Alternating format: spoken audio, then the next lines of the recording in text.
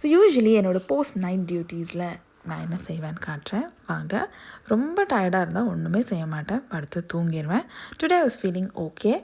So fresh up ஆகிட்டு firstly I had a beautiful breakfast, omelette and my favourite cup of tea. அப்புறமா spending some time with my son. We watch some CoComelon together. I also had some very spicy peanuts.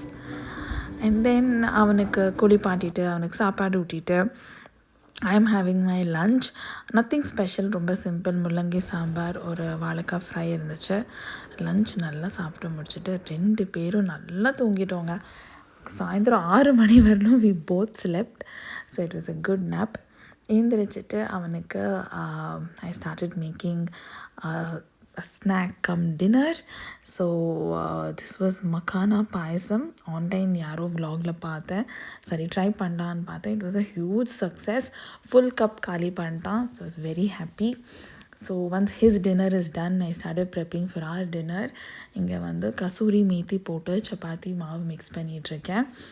And also I'm making தக்காளி தொக்கு. This is one of like the most simple recipes that you can make, but the most yummy recipes.